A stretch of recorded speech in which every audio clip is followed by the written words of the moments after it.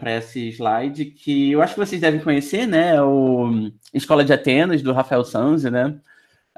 Então, como quase tudo dá para voltar lá para a Grécia Antiga, né? E o que tem de interessante aqui é que no meio que a gente tem o Platão apontando para cima e o Aristóteles apontando mais para frente, assim, para baixo, né? E aí a gente tem aquela discussão toda de que dos conceitos do Platão e do Aristóteles, que para o Platão o conceito é perfeito, mas não existem coisas perfeitas no mundo. Então a gente precisa ter um outro plano onde tem as coisas perfeitas, e aí a gente meio que faz mais referências, e essa forma mais abstrata, né, ela seria bem tangível. E o Aristóteles, ele não ficou trancafiado lá na Grécia, né? Então ele era tutor do Alexandre Magno, que era um dos maiores reis ali da época. E aí ele tinha acesso a várias coisas de coleções que eles pegavam e levavam, ou ele viajava junto, então ele via muitas coisas de fato. E ele começou a ver que, nossa, tem muita coisa aqui que a gente não vê se a gente ficar preso no nosso cantinho aqui, né? E no final, acho que dá para dizer, né, que enfim, tá tudo aqui no mundo, né? Eu consigo perceber todas as variáveis aqui no mundo, e então a gente pode pensar assim, que a gente tem uma percepção pelos sentidos, né? E aí isso tudo vai levar para um problema que eu não sei exatamente quando ele foi criado, mas basicamente desde que a gente existe, a gente tem essa pergunta, né? E até hoje a gente não respondeu, e não tem muita. Assim, a gente tem algumas posições, mas não tem exatamente uma perspectiva de responder de fato, categoricamente, essa questão, que é o problema corpo-mente, ou cérebro-mente, ou corpo-alma, corpo-espírito, como vocês quiserem, a depender da época também, enfim. E basicamente isso quer dizer, a gente tem um corpo, né?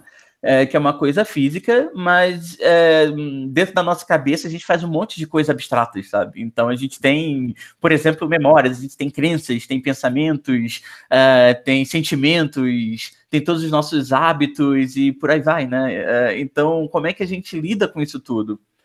E eu também não sei exatamente quando foi a primeira vez que escreveram sobre isso, mas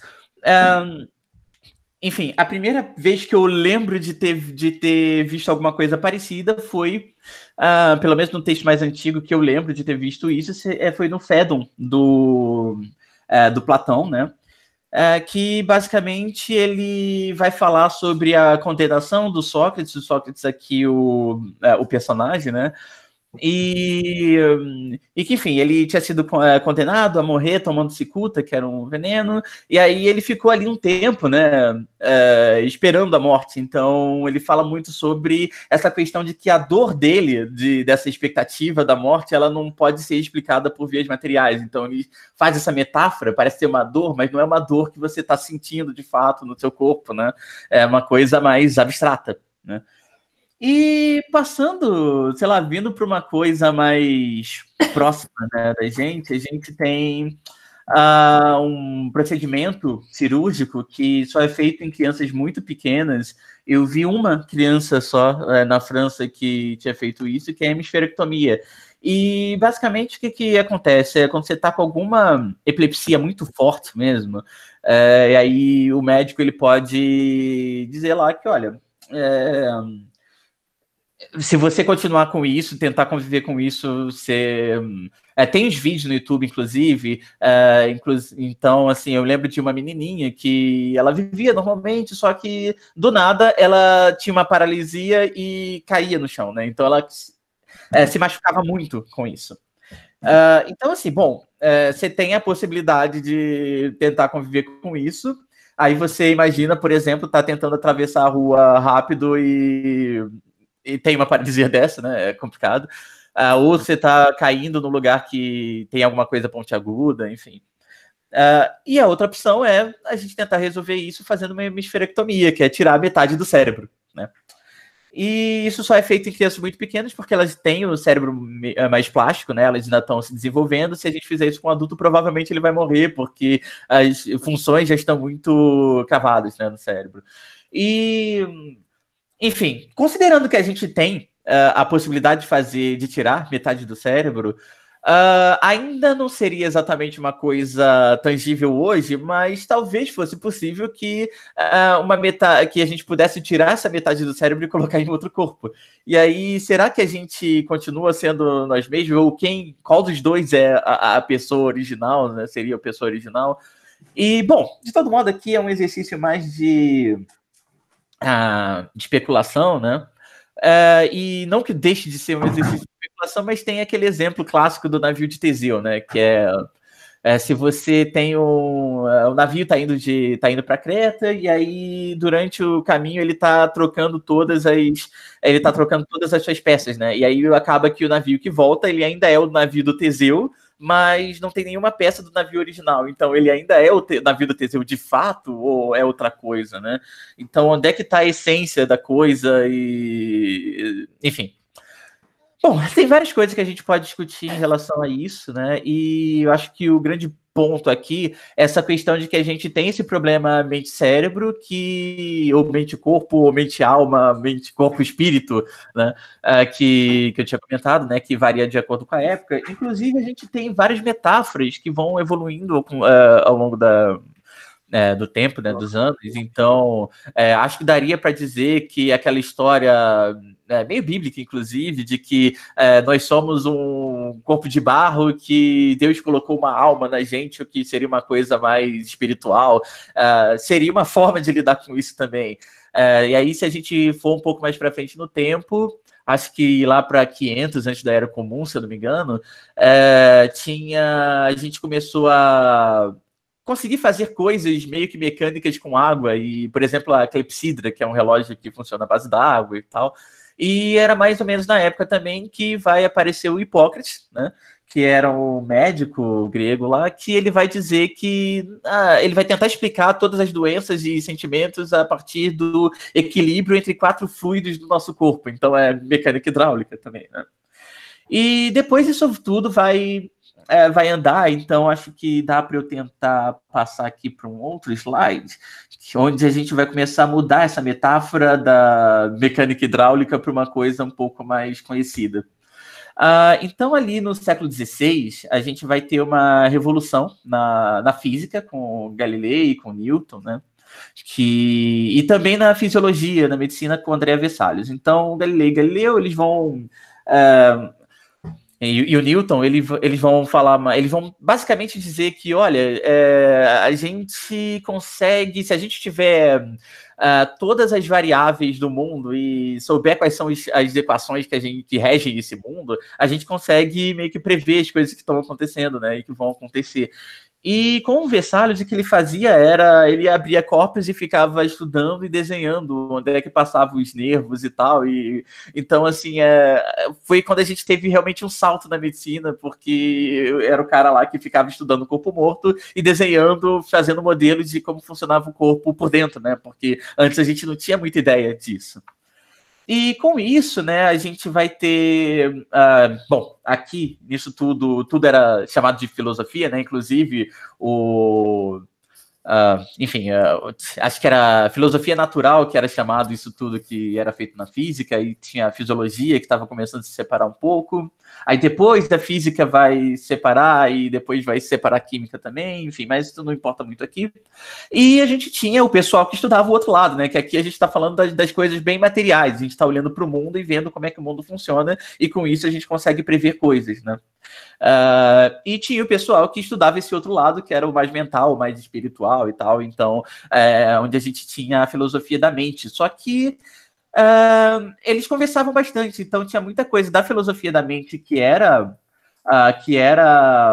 baseado na coisa mais natural, e tinha muita coisa da natural que também considerava as coisas da mente, né? Bom, e aí no século XVII a gente começou a ter um pessoal que vai tentar separar um pouco melhor, né, essas propostas todas. Então, se a gente está pensando nessa questão do problema mente-cérebro, corpo-alma, corpo-espírito, ou o que for, né, como vocês preferirem chamar, a gente poderia pensar que tem o pessoal que é monista, né, que vai pensar em um lado só. Então você vai ter o pessoal que é bem materialista, então eles estão olhando para o mundo mesmo, para o seu corpo, e com o corpo você tenta ver tudo que está acontecendo ali, e isso vai explicar, inclusive, quais são os seus pensamentos, quais são suas atitudes, quais são, sei lá, seus sentimentos e tal. E vai ter o pessoal mais idealista, que vai pensar, olha, será que esse mundo realmente existe? Acho que a gente tem que pensar mais no que está dentro da gente, o que a gente está percebendo do mundo, porque isso seria verdade para a gente, né? E vai ter um pessoal meio, vou dizer aqui isentão, né? Olha, não, a gente tem uma terceira substância e ela que media a relação ali entre a matéria e a mente, né? O corpo e a alma, o corpo e a mente, o corpo e o espírito, e por aí vai. Bom, e aí vocês vão ver que vocês devem conhecer bastante o René Descartes, né? Então, é que ele foi conhecido por ser meio... Enfim, a gente estava falando do monismo aqui, né? Ele foi conhecido por ser o dualista, né? O cara que vai pensar que não, a gente tem que olhar para os dois lados. Só que a gente às vezes esquece que ele era super materialista antes desse ponto, né? Então, ele era o cara que realmente dizia ali que, não, eu consegui explicar como é que funciona o sonho, como é que funciona a memória, tudo por meios materiais, né?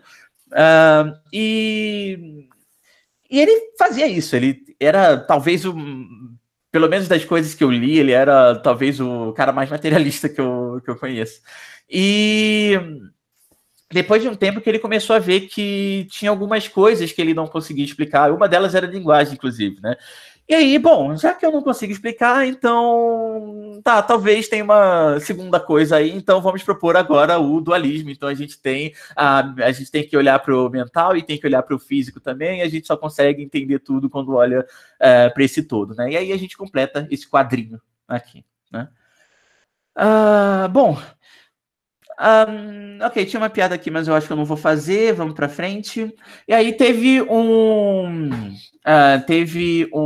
o pessoal da medicina, inclusive, né, da fisiologia, que começou a tentar realmente, bom, considerando que a gente está começando a gente está numa fase muito materialista, né, e que é essa da própria revolução ali que teve na fisiologia, na física, que a gente consegue explicar tudo pelas coisas materiais, né?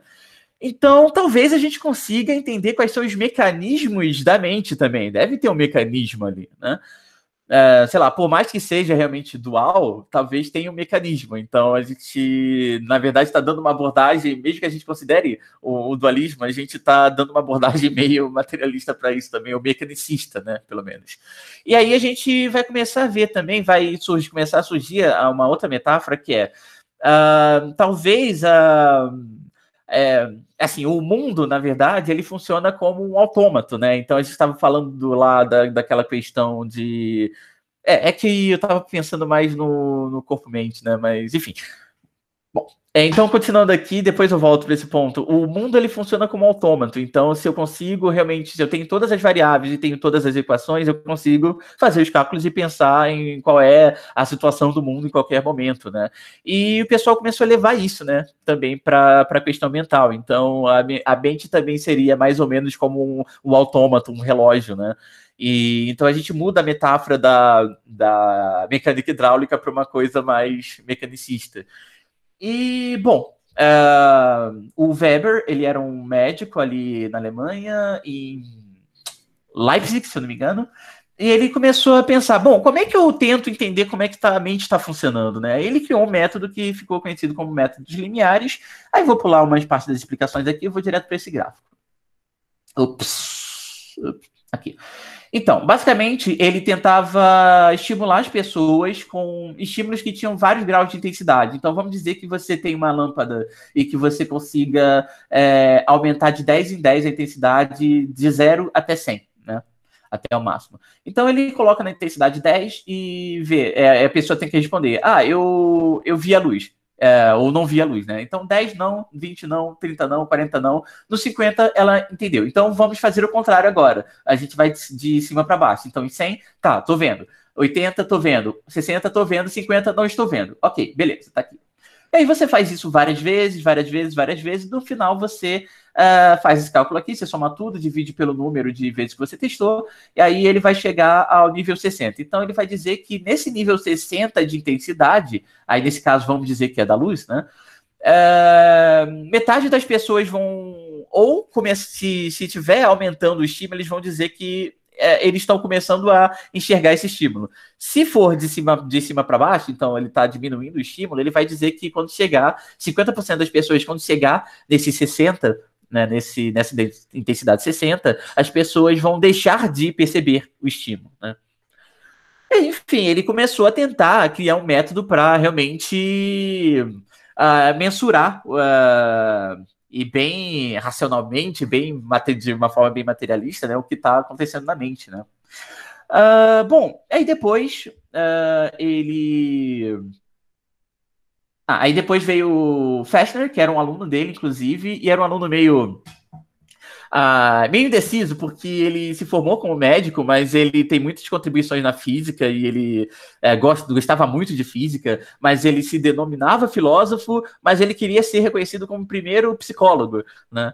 E ele refinou esse método dos limiares, só que com uma equação agora. Então, ele fez essa equaçãozinha aqui, né, que é ΔR por R igual a K, e você tem o ΔR como a diferença necessária para você diferenciar um estímulo, né? Depois eu falo um pouco mais sobre isso.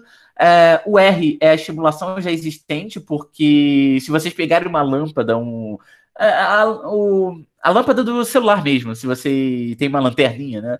Se vocês estiverem num quarto escuro e ligarem essa lâmpada na intensidade mínima, isso vai fazer uma diferença enorme. Mas se vocês estiverem agora, né, que pelo menos aqui em Campinas tem bastante sol lá fora, não vai fazer diferença nenhuma, porque não vai aumentar muito a percepção, assim. Você sabe que vai ter um nível de luz ali a mais, mas você nem consegue perceber isso de fato. Então, a estimulação já existente, ela é relevante para que a gente perceba ou não a diferença no estímulo, né?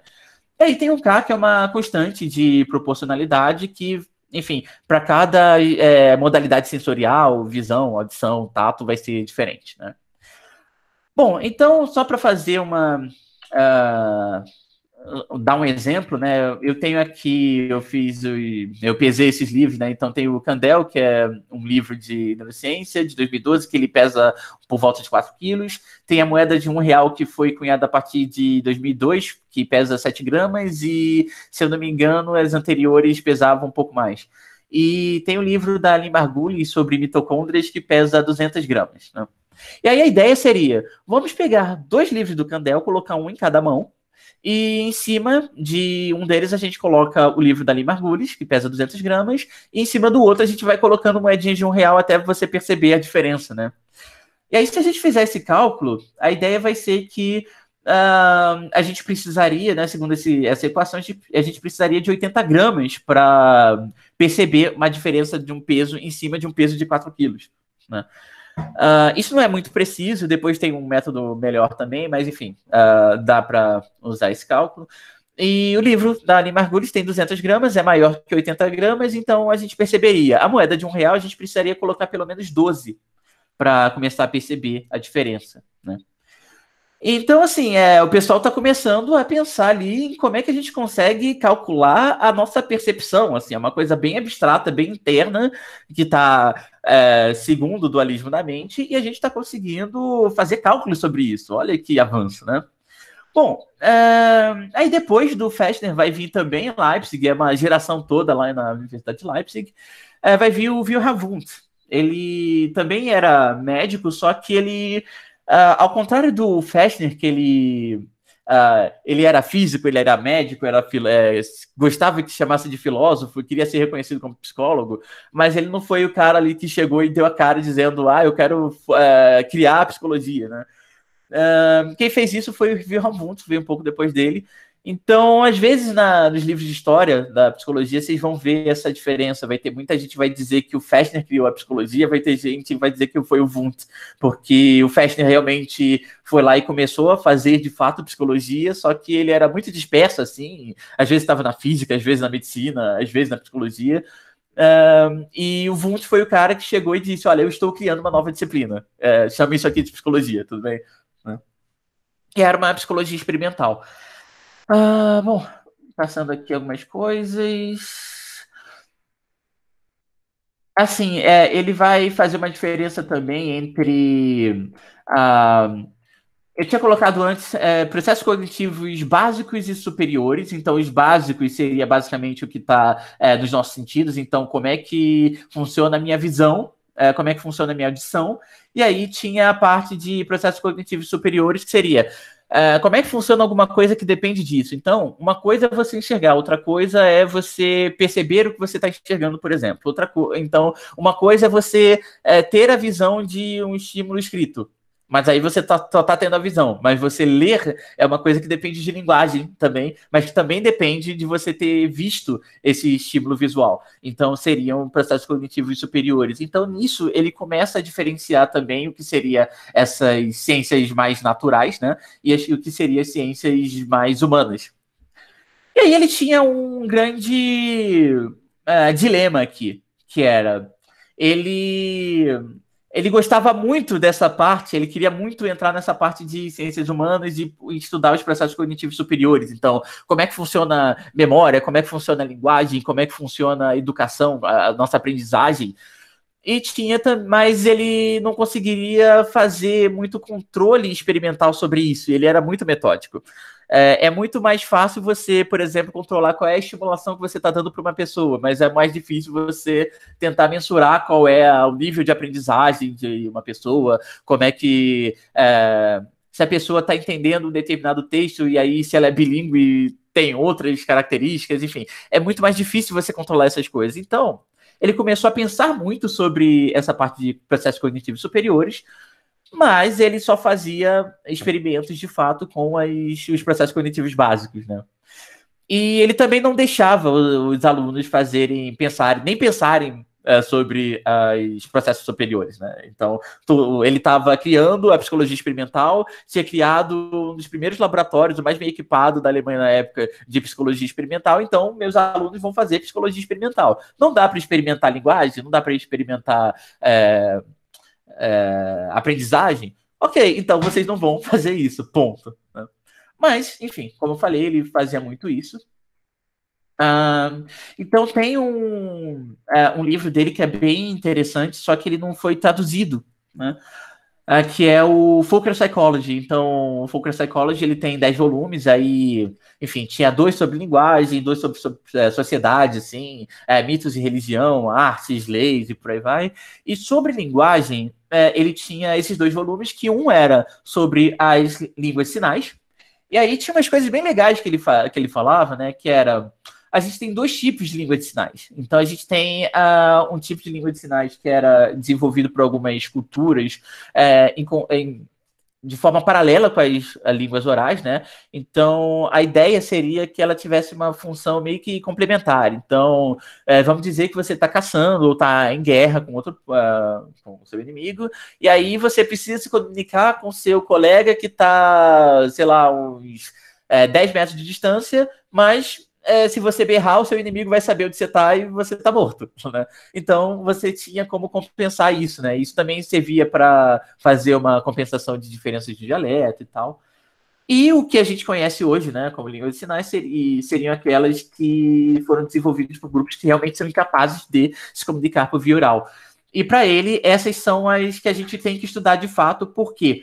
Porque elas surgem de forma espontânea, e elas tendem a ser menos convencionais do que as que estão em concomitância ali com as línguas orais, e principalmente porque elas podem nos trazer pistas sobre a origem das línguas, porque se a gente for pensar nas línguas orais, a gente até consegue pensar ali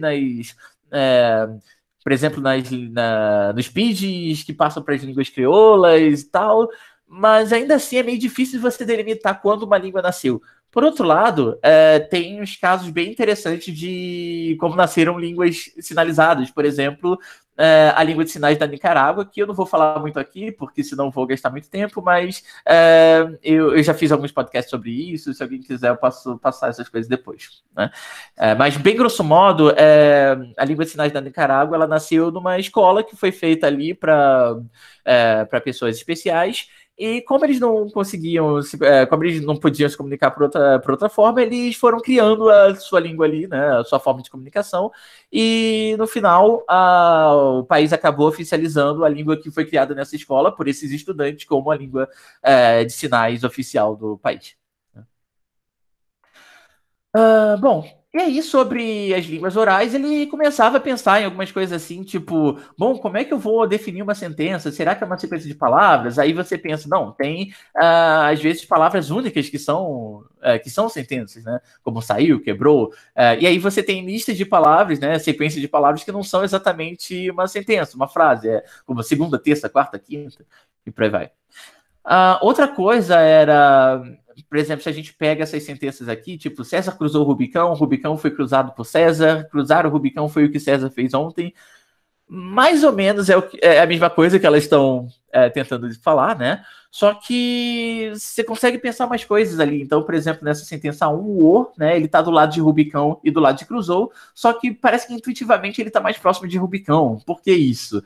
Aí você pega, assim, o sujeito da 1, né, ela que define a concordância do verbo é César, mas aí em 2 é o Rubicão, e elas querem dizer basicamente a mesma coisa, e em 3 é uma sentença inteira, que é cruzar o Rubicão foi o que César fez ontem. Enfim, aí no final disso tudo ele vai dizer que o conceito de sentença, de frase, é intuitivo e tal, e o grande ponto dele vai ser aquele, né, diabos eu testo essa jossa. Então... enfim, ele queria muito testar essas coisas, mas ele não sabia como. Aí eu vou pular umas coisas aqui também e vou passar para um pessoal que fazia psicologia fisiológica também ali na Alemanha, então é tudo na Alemanha aqui. Então tem o von Helmholtz, que ele começou a estudar como é que funcionava o nervo de RAM, por exemplo, né? Então, como é que funciona a transmissão do estímulo elétrico ali nos nervos e tal.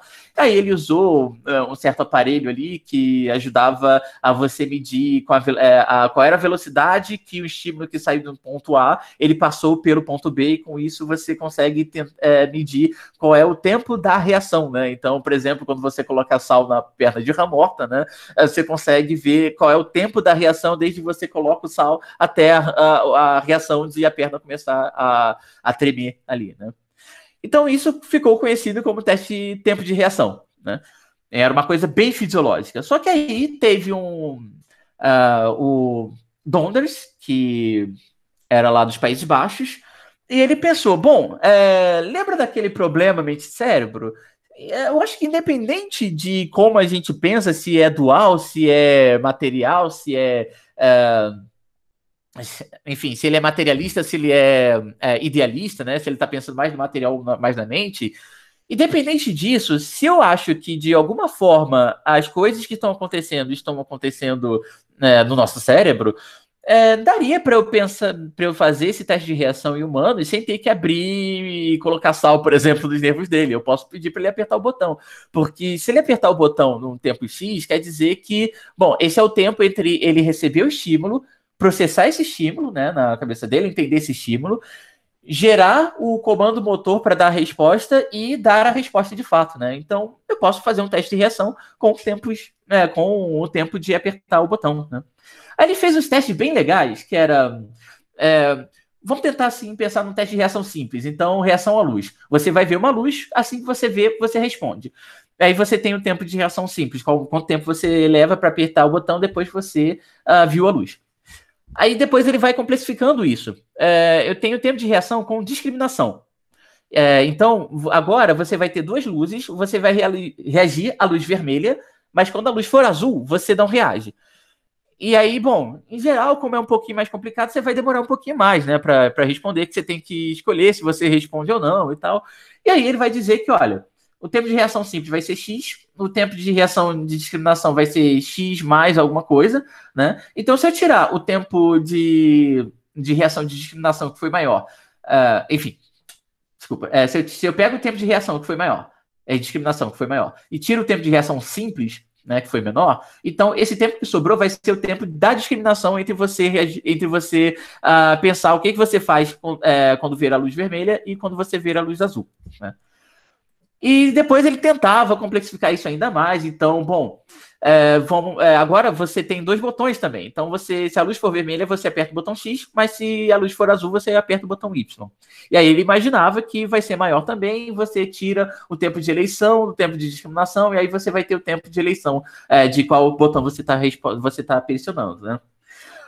Bom, é bem engenhoso, só que isso tudo deu errado, então isso tudo foi rejeitado, né? Até que um aluno do Wilhelm Wundt, que foi um americano, James McIntyre, que inclusive foi um dos criadores da revista Science, ele resolveu pegar esse método de novo e tentar fazer mais algumas brincadeiras, né? Então ele tentou fazer umas coisas mais ou menos parecidas, por exemplo, ele só deu outros nomes, né? Então agora é tempo de reação com percepção, percepção e vontade. No final, ele viu que esses 2 aqui não davam certos, então, bom, ok, de fato, o pessoal não estava gostando dessa ideia do Donders, e realmente não dá para confiar nisso. Mas eu acho que eu posso confiar pelo menos no tempo de reação simples. Então, ao invés de eu ficar complexificando a minha tarefa, eu vou complexificar o estímulo agora. E então eu consigo ver se um estímulo ele é mais complicado do que outro, comparando o tempo de resposta entre eles, né? E tem uma questão também sobre intensidades que ele viu que era bacana, e isso sempre funcionava, né? Então, se você tem, por exemplo, a luz, que é o exemplo mais clássico, né? Mas pode funcionar para qualquer outra coisa. Então, se você tem um estímulo na intensidade 1, você vai ter um tempo de reação. Em geral, se você aumenta a intensidade, vai ser mais rápido. E faz um pouco de sentido, né? Porque o estímulo ele é mais significativo para você, para o seu corpo, então você acaba reagindo mais rápido, né? Isso só não funciona com algumas coisas que, por exemplo, geram dor, por exemplo, choque, né? Porque aí quanto mais intenso, tá doendo, então você demora mais para responder. Mas, em geral, quanto mais intenso, você responde mais rápido, né? E aí, uma outra coisa legal do Donders é que, bom, eu me formei aqui na Alemanha, terminei meu doutorado aqui, tem mais coisas legais que o meu orientador está fazendo com linguagem, né? E, poxa, legal, eu queria estudar isso, só que, como eu falei, o Wundt, ele não deixava os alunos trabalharem com esse tipo de coisa, né? Porque vocês têm que fazer experimentos, e não dá para fazer experimentos com linguagem ainda. Enfim, quando ele se doutorou, voltou para os Estados Unidos, ele resolveu fazer algumas coisas com linguagem. Então, eram coisas bem básicas. Então, quanto tempo leva para você dominar cor, por exemplo, né? Quanto tempo leva para você ler determinados tipos de palavras? A palavra é menor ou é maior?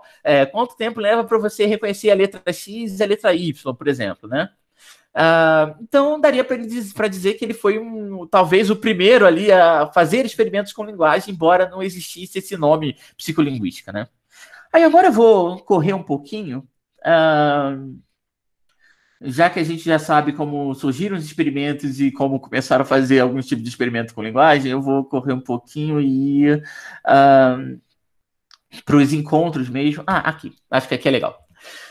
Bom, a gente tinha nos Estados Unidos um movimento behaviorista que, bem grosso modo, assim, daria para dizer que uma das maiores características era você tentar confiar muito mais no comportamento e eliminar os fatores mentais, né? Então eles eram bem mais materialistas do que até o pessoal que estava dando uma abordagem materialista sobre a mente, né? E aí, se a gente for pensar assim, quando surgiu o termo psicolinguística, o primeiro deles foi por um behaviorista, que era o Jacob Cantor, esse carinha aqui, e foi de uma forma jocosa, inclusive, né? Em 36 ele publicou esse livro, ele fala ali que tinha um monte de gente que ficava falando, né?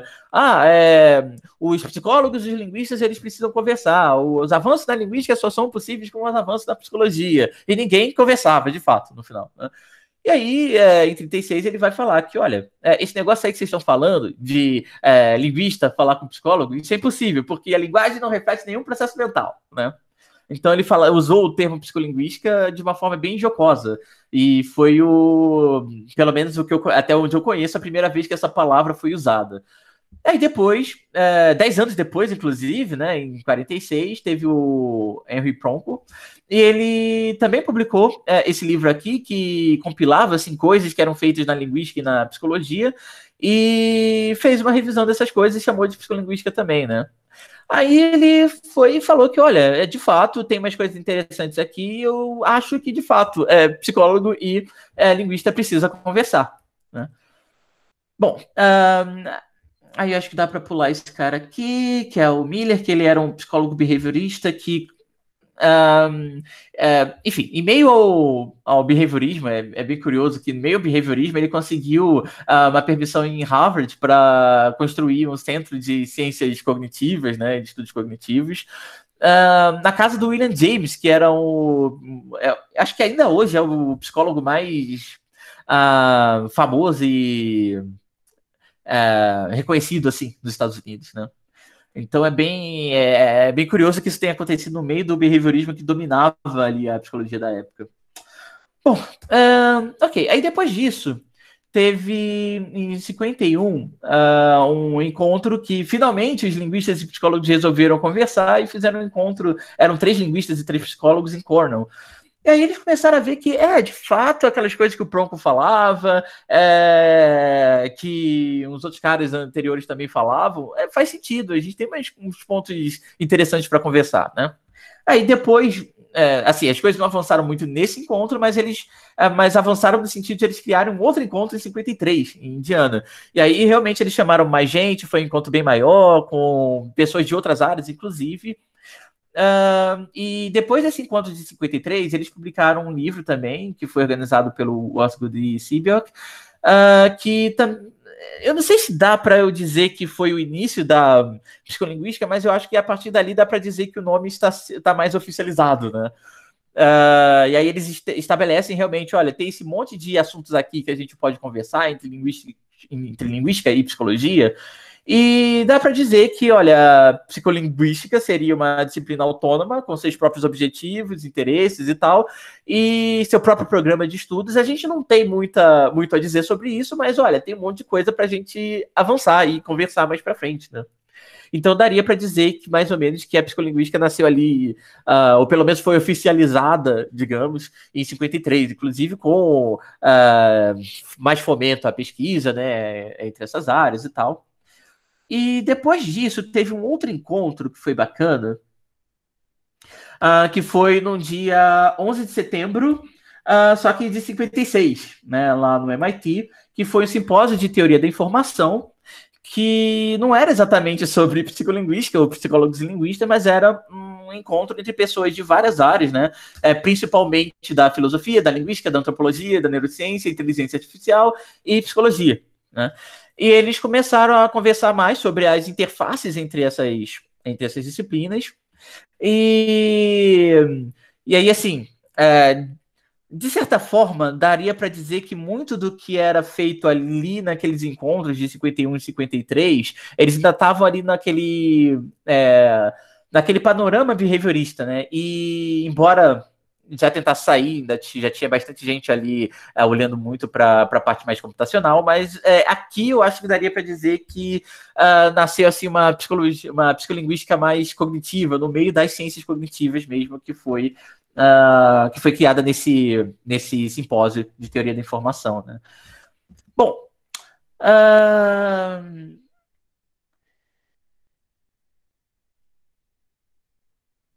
ok, eu acho que dá para eu parar por aqui, e aí se alguém tiver alguma pergunta, eu posso tentar avançar em algum ponto, porque senão eu entro em coisas mais complicadas e aí eu não sei quanto tempo eu vou levar, mas enfim, acho que dá para parar aqui. Eu vou só dar um detalhe aqui também, né?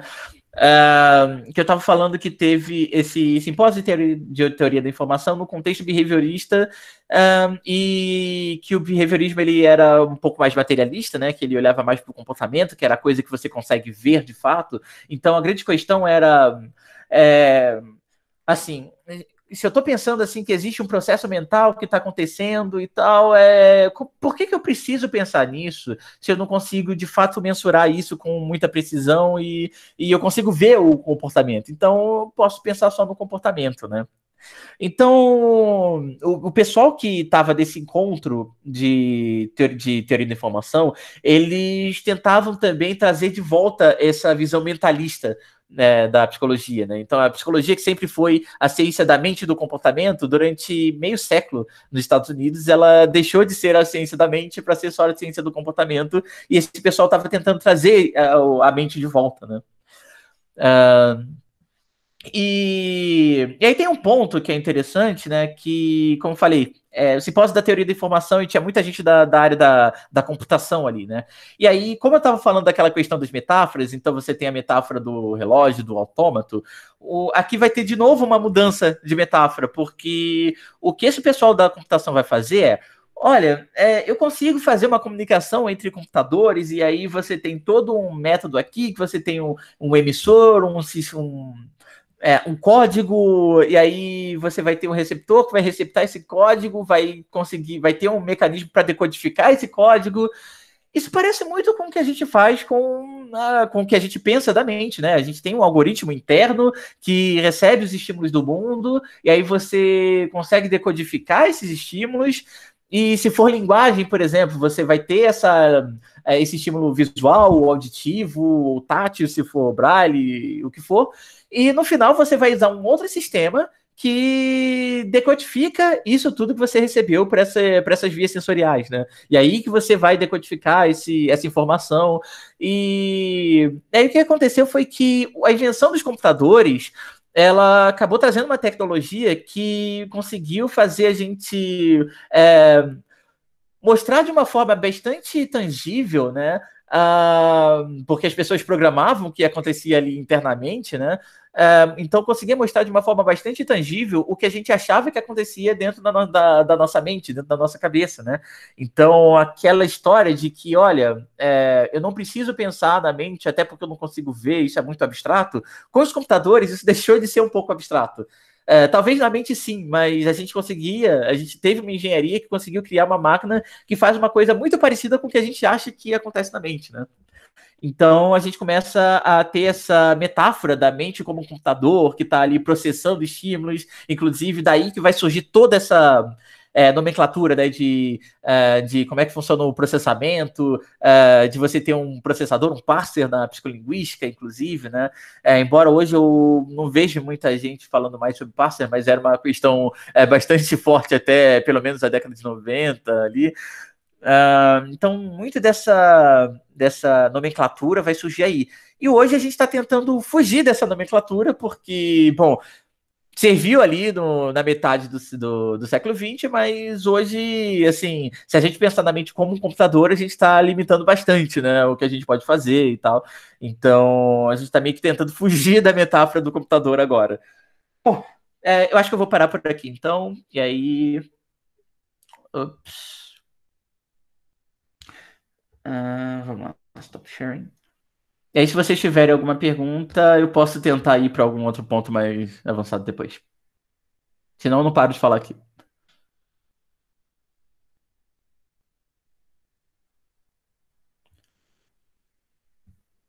Enfim, alguém?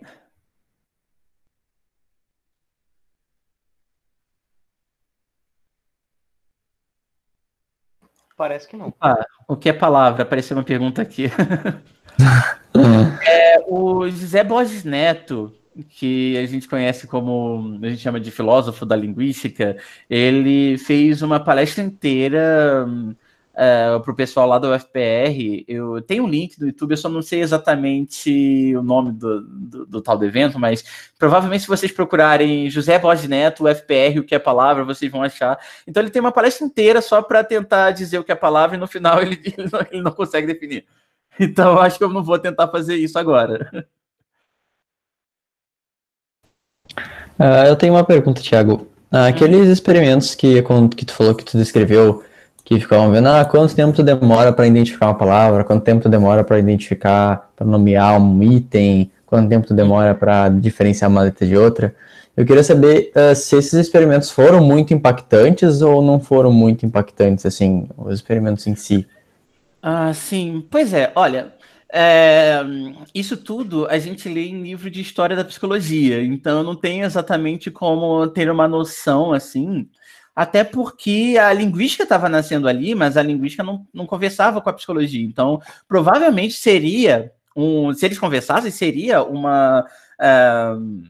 um método muito bacana que eles pudessem conversar e discutir sobre essas coisas, e que poderia ser bastante impactante, né? Mas, sinceramente, eu não sei. Assim, eu acho que era uma coisa nova para a psicologia, né? Mas eu tenho a impressão de que não teve assim tanto impacto na época, porque eu vejo muita coisa do Cattell, que começou a fazer isso, mas é muito raro eu ver assim, artigos realmente comentando sobre impactos disso. Eu vejo comentando sobre impactos de outras coisas que ele fez, mas não exatamente sobre palavras. E outra coisa também é que hoje a gente discute muito sobre qual foi a origem da psicolinguística, e aí o pessoal fala muito ali, né, da década de 50, com Chomsky e Miller, que eu acabei não falando muito aqui, mas na verdade eu não falei mesmo sobre isso. E aí, quando eles voltam muito, eles voltam para o Wundt, e aí você fica ali, ou foi Wundt ou foi Chomsky e Miller. E aí, assim, o pessoal esquece completamente do Cattell. Então, eu acho que realmente não teve tanto impacto assim. Cara, eu acho que seria muito interessante realmente, assim, que para mim, se eu fosse realmente, assim, pelo menos como eu definiria, assim, como é que surgiu a psicolinguística, eu tentaria dizer, bom, talvez, eu acho que seria quando o primeiro psicólogo começou a usar o método da psicologia realmente para poder pensar, para poder fazer linguística. E aí, bom, talvez fosse o Cattell, não o Wundt. Porque o Wundt ele fazia, inclusive é muito legal, porque tem muita gente que diz que o Wundt o Chomsky fez o que o Wundt gostaria de fazer. Eu vi em 2013 o Giorgio Graffi, que é um linguista italiano, falar isso. E, na verdade, eu acho que não, porque o que o Chomsky fez foi avançar o que o Wundt já fazia, que era ficar pensando sobre como funciona a estrutura das línguas e tal. E o que o Wundt queria fazer era experimentar, e quem fez isso foi o Cattell. Outra coisa, o próprio Chomsky, ele queria muito fazer experimentos. E só que aí tinha essa questão que, bom, linguagem só tem humanos, então, e o que a gente tem hoje é tentar usar o método neurofisiológico e tentar abrir a cabeça das pessoas. Inclusive, ele conversava muito com o Rubel Wiesel, que ganharam o Nobel acho que de medicina, sobre o sistema auditivo. Tinha o Bequesi, não, o Rubel Wiesel era sobre o sistema visual, o Bequesi era sobre o sistema auditivo. E eles usavam um método animal para tentar ver como é que essas coisas, audição, como é que outras coisas, né, esses sistemas sensoriais funcionavam em animais, e tentar pensar nisso para humanos. E o Chomsky não podia fazer isso. E aí, o que ele fez? Tem o Miller aqui, que é um psicólogo que está interessado em linguagem, fazendo experimentos em linguagem, a gente pode trabalhar juntos, né? E quando eles começaram a trabalhar junto, começou a dar tudo errado. Aí, enfim, na verdade, até o Chomsky queria fazer essas coisas, e quando ele fez, não deu certo. Então, assim, até para o próprio Chomsky, talvez o Cattell fosse mais interessante do que o Wundt, sabe? Porque o Cattell começou a fazer experimentos de fato. Então, enfim. Mas eu não vejo ele sendo Tá muito bom. reconhecido. Obrigado, Thiago. Oi, Thiago.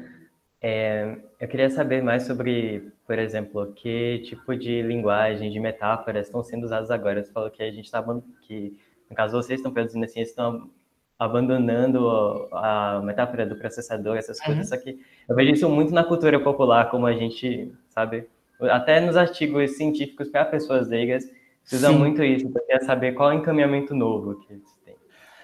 Pois é, na verdade, a gente não tem um substituto. E como eu falei, né, a ideia de mostrar essa evolução das metáforas era realmente mostrar que parece que assim, o momento o momento da ciência, da tecnologia na época, parece que influencia bastante nessa metáfora.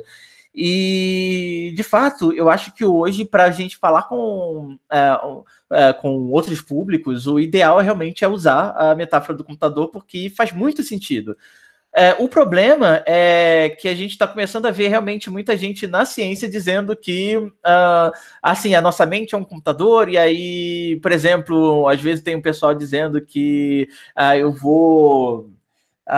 Assim, tem alguma expectativa em relação a isso, mas não são expectativas muito claras e muito palpáveis ainda sobre, por exemplo, eu vou fazer um download da minha consciência e colocar no computador, sabe? Então, é mais nesse sentido. Então, o que eu diria não tem exatamente um substituto hoje, mas, por exemplo, uma coisa que eu tenho um pouco mais de contato no momento é literatura sobre memória.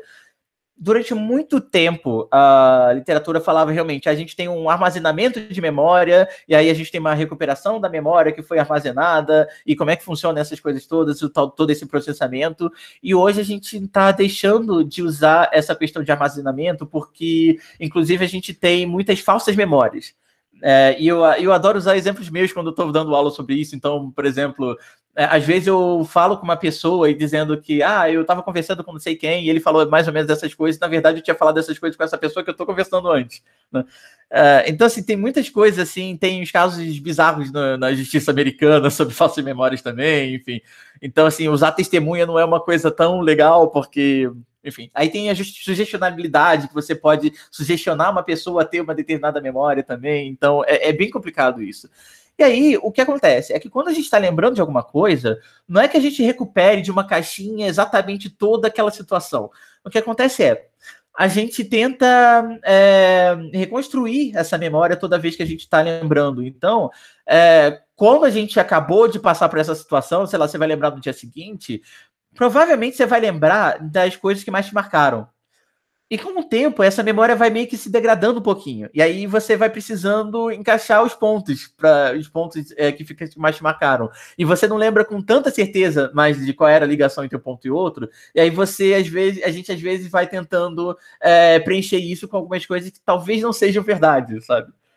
Só que não é o caso de a gente estar mentindo, é que a gente realmente está se enganando porque a gente não recuperou a memória completamente, sabe?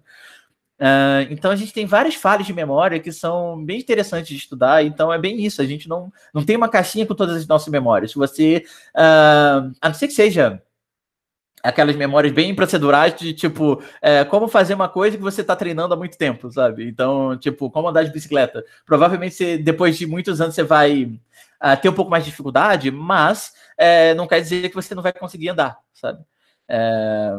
Enfim, eu me lembro que depois de uns 10 anos sem andar de bicicleta, assim, eu tava super sem confiança para andar, né? Mas ainda assim eu consegui me equilibrar e andar razoavelmente bem.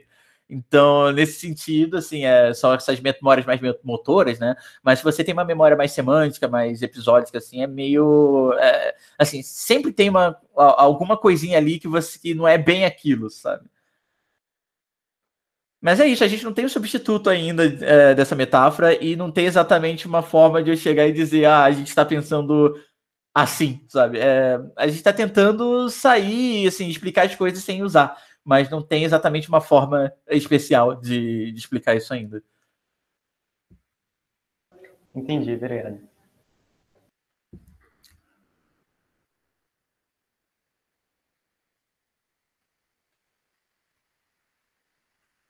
Tô tentando ler os comentários aqui. Sim. Tem um livro legal também, que é acho que é Daniel Schachter, acho que é Sete Pecados da Memória. Na verdade, não são pecados, são 7 falhas de memória que a gente tem.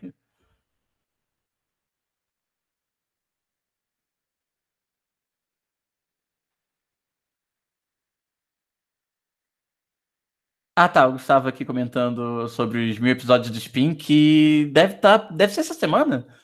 Acho que faltam uns 3, 4, mas enfim. Spin é um podcast que eu gravo. Ok, mais alguma pergunta? Acho que eu passei por todos os comentários aqui.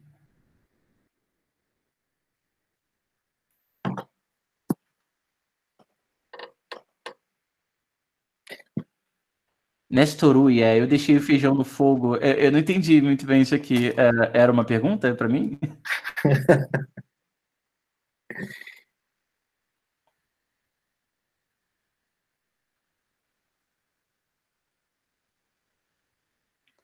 Bom, se for, pode falar. A gente acha seu podcast no Google Podcast? Tem um episódio com a gente, né? Oi? Tem um episódio com a gente, né? Ah, sim, tem no ano passado. De algum dia de agosto. De algum dia de agosto. Não, agosto não. Nossa, não é. Não, foi foi ano isso. Eu consigo dizer daqui a pouco, em 1 minuto. Fazer jabá do podcast do Thiago é muito bom, tá? Chama Spin de Notícias, tem tudo quanto é canto, 10 minutinhos diário de informações e coisas vindas. Na verdade, assim, 2 coisas. Não é exatamente meu, é do Portal Deviante, do SciCast, né? Então, assim, são umas 60 pessoas que gravam. Então, basicamente, eu tenho um episódio a cada 2 meses, hoje. E, na verdade, assim, o máximo... A ideia é que a gente fale entre 10 e 15 minutos. Aí a gente fala 20. Tem gente que fala 8, tem gente que fala 20. Então, eu tenho episódio de 15, eu tenho episódio de 10, de 11, eu tenho episódio de 25... Ah, tá aqui. Foi Spin 592. Eu vou colocar o link aqui. Quando teve o treinamento das equipes que foram para a última Olimpíada Internacional. Na época que podia ter a Olimpíada Internacional. Pois é. Inclusive, como é que tá isso hoje? Vocês pensam em fazer ou foi cancelado de vez? Aqui, a Olimpíada Internacional esse ano foi cancelada e ia ser na Letônia esse ano, aí foi remarcado para 2021 a princípio. Uhum. Ok. Dependendo do que acontecer em 2021. Pois é. Aqui também a gente tá... Eu tô com bastante trabalho aqui na Unicamp, porque eu tô como coordenador associado do curso de fonoaudiologia, que tem estágios e é da área da saúde, né? Inclusive o pessoal de disfagia, o pessoal que entuba as pessoas. Então, assim, eles precisam se formar por eles e pela saúde no país, né? E, ao mesmo tempo, a gente tem essa questão toda da Covid e tal. Então, a gente fica sempre nesse volta, não volta, volta, não volta. A gente já criou, sei lá, mais de 10 planos de retorno e tá um saco. Eu tenho uma pergunta pro Thiago. Uhum. Eu não sei se você entendeu, mas assim, eu queria saber se aquela pergunta que a gente tem quando sai de casa do eu deixei o feijão no fogo, cai nessa categoria de memória falsa?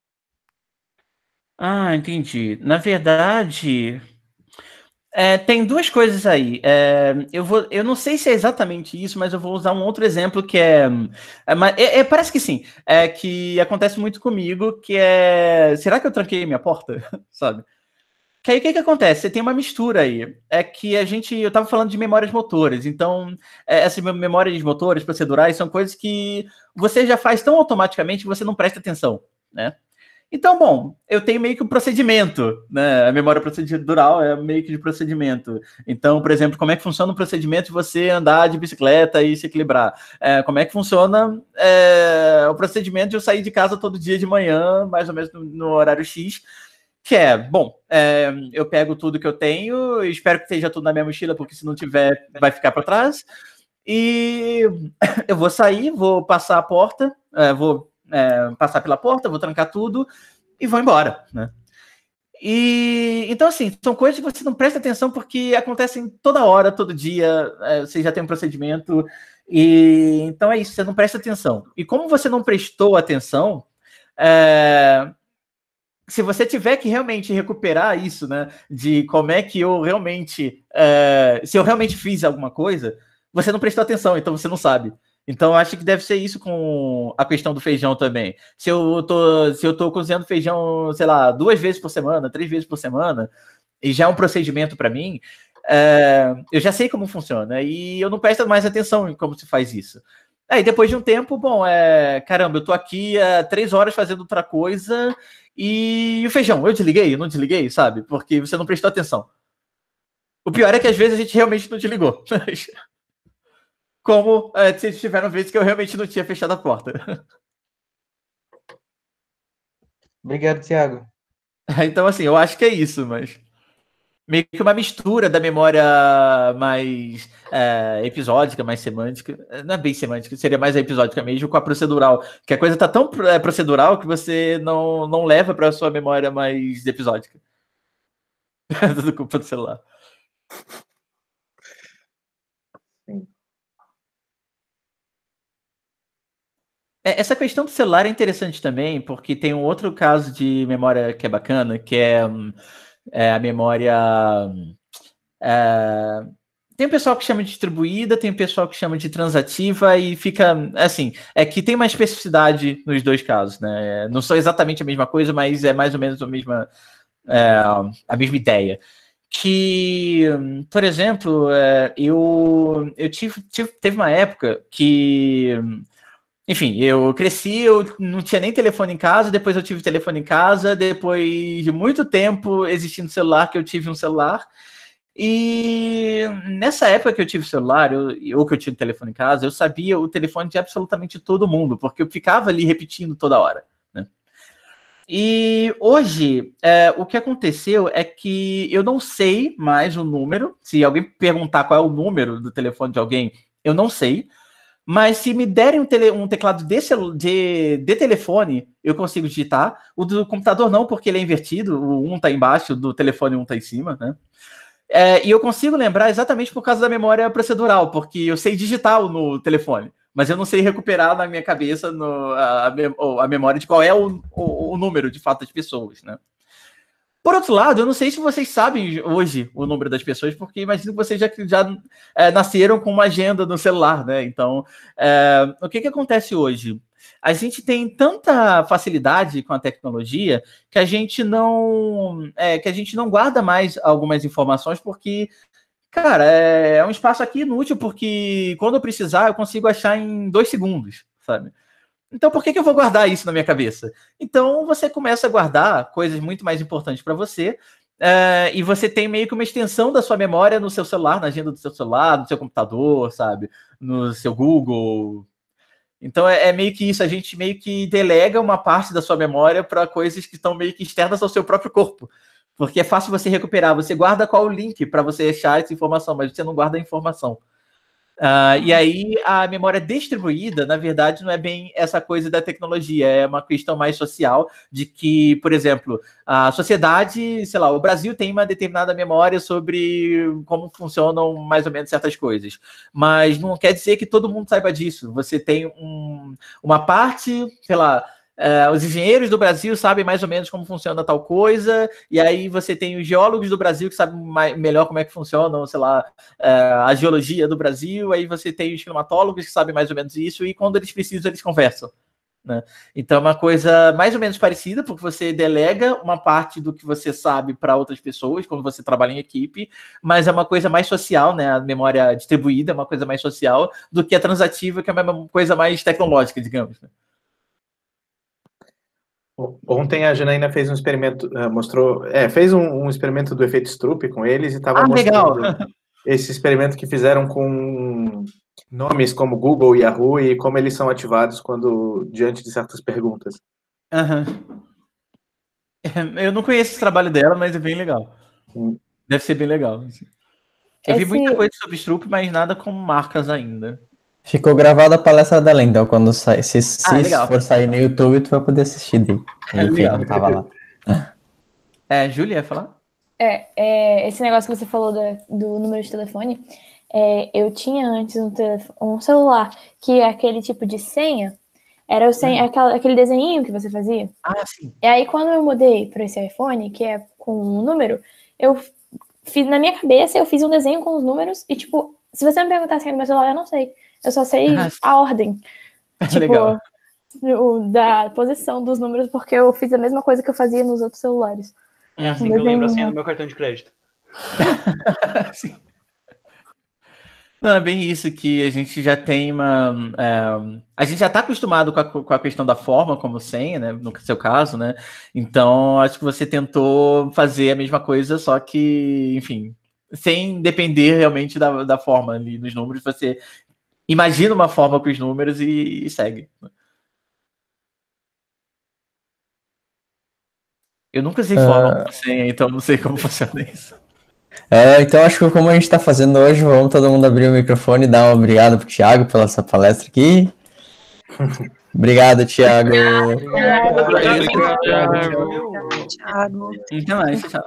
Muito obrigada, Thiago.